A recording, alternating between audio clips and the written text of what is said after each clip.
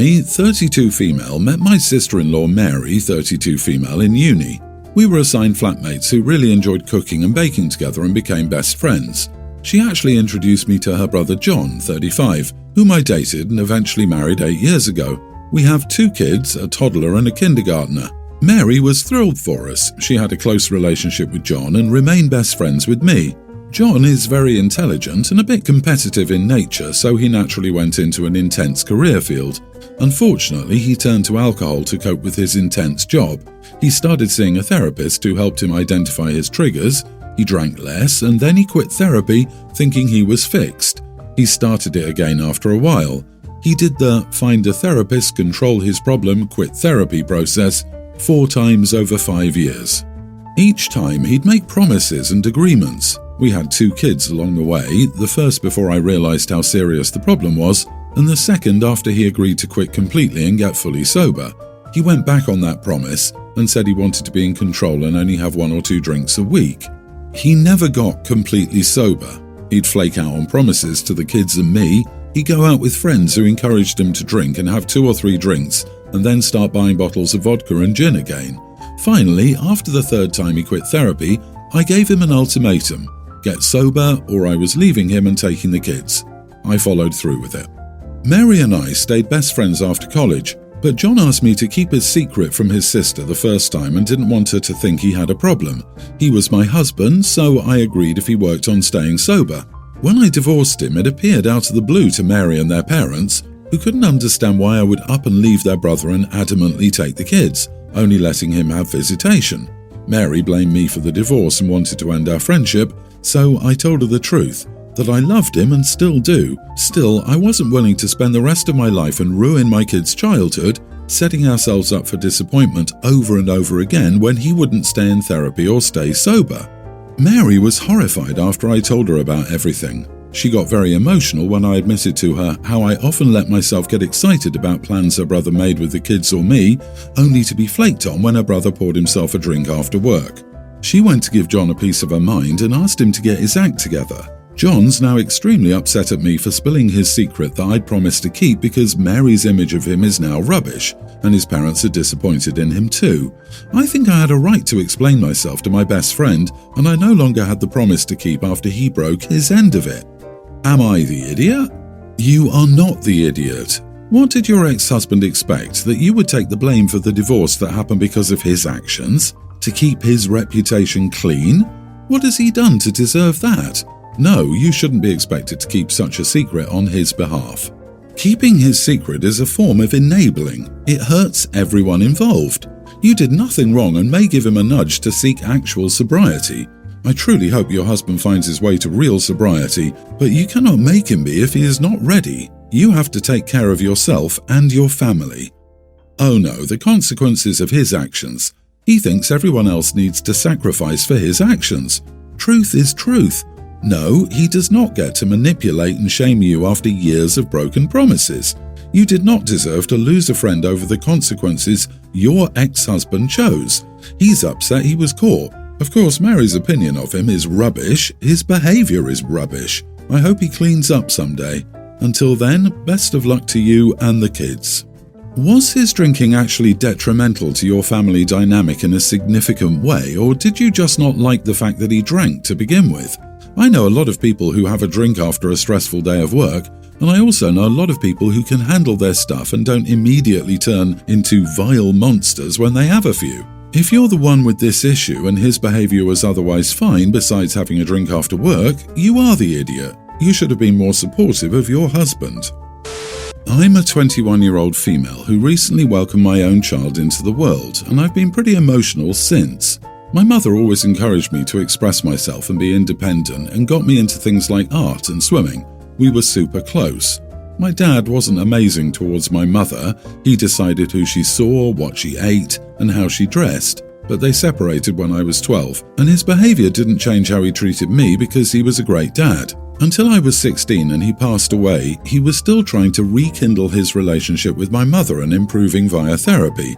I know it wasn't her job to forgive him, but my dad fully believed she was his soulmate, and up until his death, he was apologizing and trying to get better for her. 4 years ago, my mother got with Candice and came out as bi. She said her parents wouldn't have accepted her, but now she has nobody to hide from. I would have accepted it, but then 2 years ago they had a son and they're talking about another child. I did ask my mother if she felt a little old to be bringing another child into this world younger than her granddaughter, and she said, in front of my husband and in-laws, that you're never too old when you're with your soulmate. I did get upset. I said that it's a little insensitive when she never considered my father her soulmate. Considering everything, he always tried to get better for her, to support her, and even if she didn't believe that, she shouldn't have said that in front of her child. Especially when she's been with Candice for 4 years versus her first love, the 15 years she was with my dad. She went silent and the meal was awkward. My husband apologized on my behalf and I told him not to. My mother's new partner called me a massive narcissistic idiot and left. Am I the idiot? You are the idiot. So your mom is supposed to just forget that your dad treated her like a pile of dog crap he had the misfortune of stepping in just because your dad finally got his act together? He was controlling and abusive and only walked that behavior back when he realized your mom wasn't bluffing about leaving him in the rear view. That's not a soulmate. You acknowledge that your dad was abusive to your mother, but you're bitter that she finally found someone who truly makes her happy? What the heck is your problem? Let me tell you something, she doesn't owe your dad crap, okay? She is happy now and has found her soulmate, and if you can't be happy for her, then that's too bad for you, but you don't get to make her feel bad for it. Wow, you owe your mom an apology. I'm surprised she resisted all those years with him. She probably did it for you. She was probably afraid that your dad would manipulate you, which he did. With all the, I'm trying to be better for her but she won't take me back, laying the blame at her feet instead of admitting his own fault, and more importantly, not putting you in the middle of their problems. Your mother deserves to be happy and be with someone who loves and respects her. I have a feeling that living with your dad was much worse than you describe, which sounds bad enough as it is. Grow up. My 50 female daughter, Teen, has always had bad period pains, but has always been one to over-exaggerate her pain, and she has low pain tolerance. She's been on birth control for about 3.5 years to deal with this. This past week, she's been complaining about having severe pains. She said it had been on and off for about a week. However, she says the past 36 hours have been non-stop unbearable pain, and she's been crying about the pain. She spent most of her school day in sickbay with a heat pack and Panadol. I told her I would try to book a doctor's appointment. Still, the first one I could get for her outside of school hours, she's not missing school for something as trivial as period pain, was 11 days away. She claims that'll be useless to her, but I don't know what she wants me to do. I tried giving her a heat pack, but she claims they're useless and don't do anything for her. I don't know what she wants me to do, and she's been angry with me all afternoon, barely speaking to me and only grumbling answers or just yelling at me. So, am I the idiot for not doing anything? You are the idiot. I didn't even need to read the whole thing.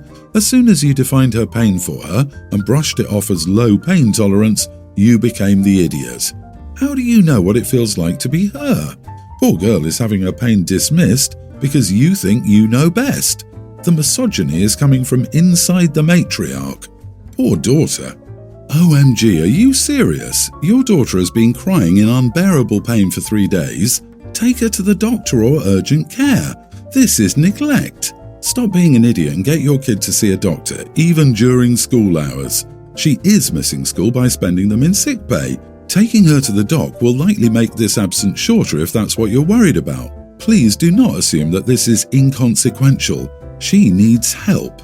I can assure you that this level is not normal. She could be having a medical emergency, but you're wasting time asking strangers on the internet for parenting advice.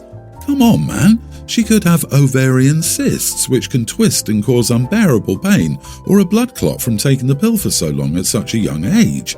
Still, you can't shift your backside to get her medical attention. She's having period pain, but you wait until after her period for her to be examined.